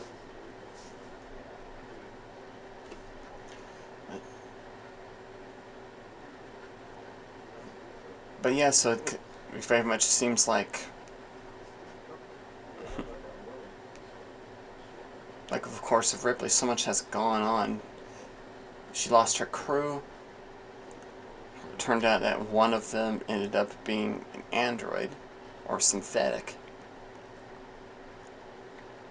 She and her crew actually got killed off by an alien species, and that the company knew about it beforehand. They knew. They knew that kind of species existed, and the only explanation that the Nostromo was sent out there in the first place was because it was, of course, like sort of like a pilot. Hey, Brandon, we're gonna go for a quick hike. We'll be back. Okay. Okay, yeah, so there was that. So the explanation was that the Nostromo will be there as the sort of pilot to where before an actual exploration vessel could be sent.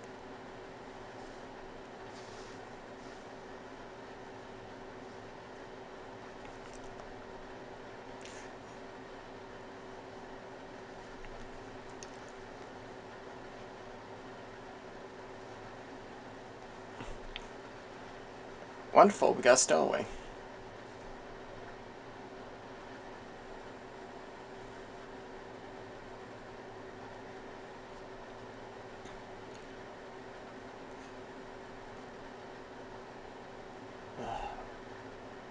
But yeah, who can resist a little eye candy?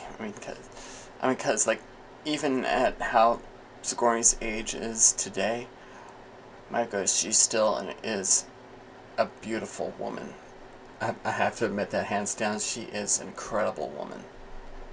I mean, even in the course of this film, I mean, yeah, because the whole, we gotta have like a little bit of skin because the whole horror trope thing. But I mean, who can resist that? I mean, she is a beautiful woman, regardless.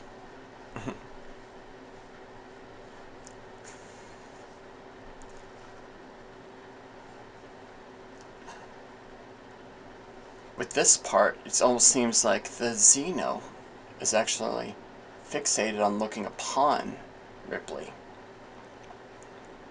Because, given that she was, of course, like the last living being that was from the ship.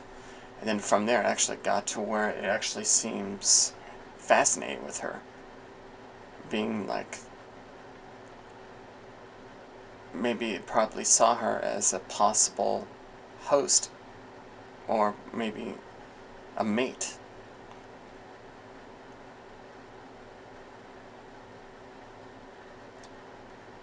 another Freudian image, the inner jaw.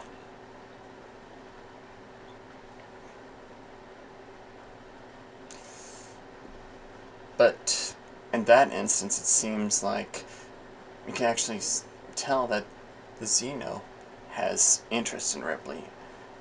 In what way, it's not really known.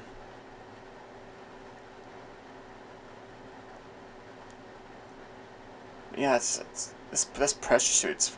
A lot of the pressure suits that were used are. It seems like they're very clunky in a lot of ways. Like a little earlier, I mentioned like how, of course,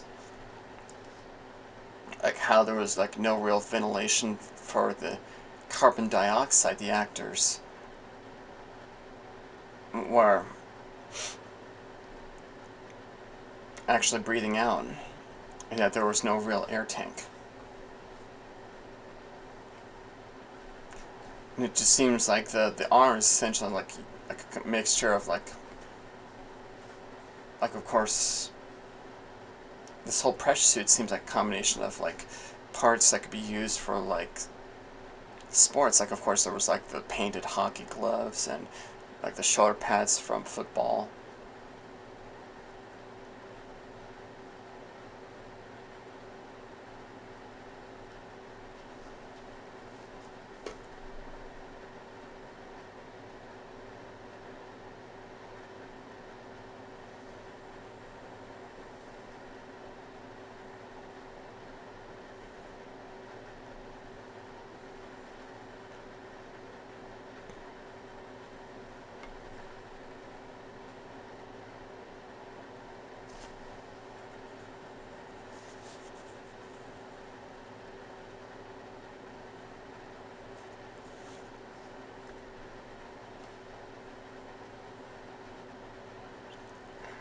Hey, now you got me really PO'd.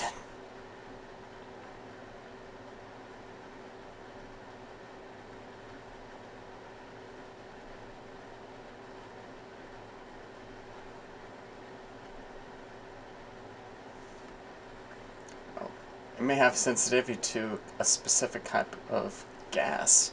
Maybe it was the steam itself, even though its body is completely armored and pressurized.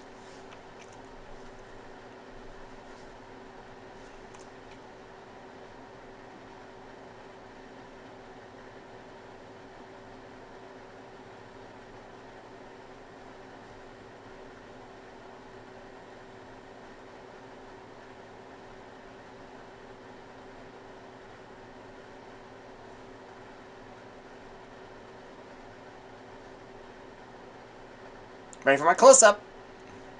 Boom!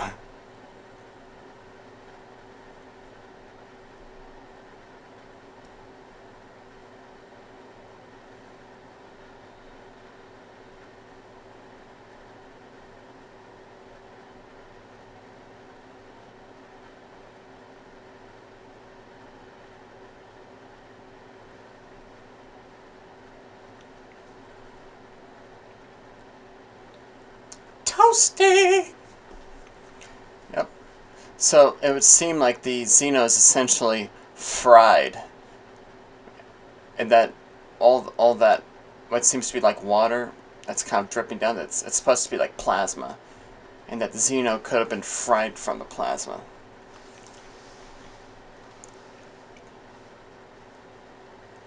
So it wouldn't have been just like floating in space. It could have been killed off just from the heat of the plasma, and just the remains of its body just falling. It just is as is.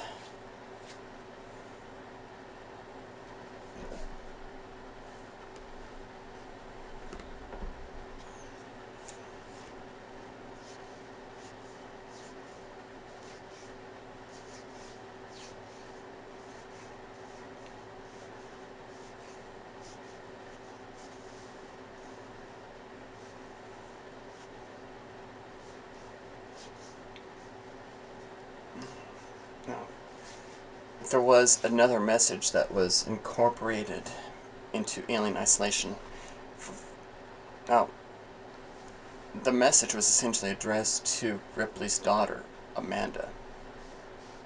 just letting her know that she was okay and that she was out in space, and that her ship was destroyed thanks to the xenomorph, and that the ship was, of course, was destroyed by Ripley herself in order so that the species didn't return to Earth.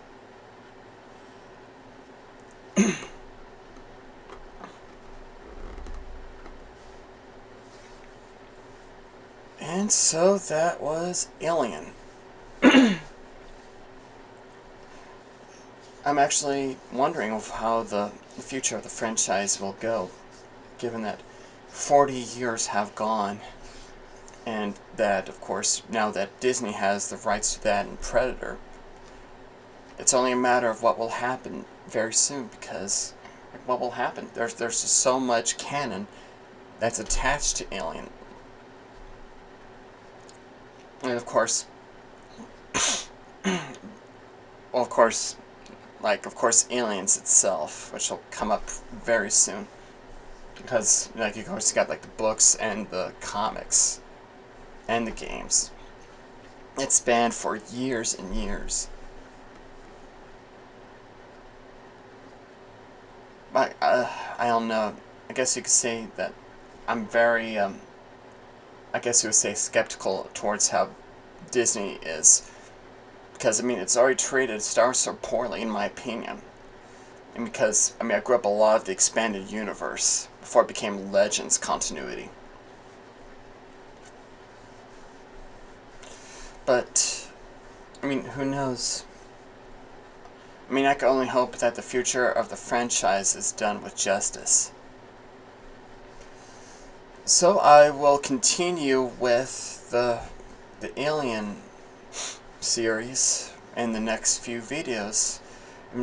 If you like this video, feel free to leave a comment of a recommendation, probably a request for a future commentary, because very soon up in August I plan to do Jurassic Park. But in the meantime, feel free to subscribe to my channel and feel free to give any requests or recommendations, and then we will go from there. This is Peppler, signing off.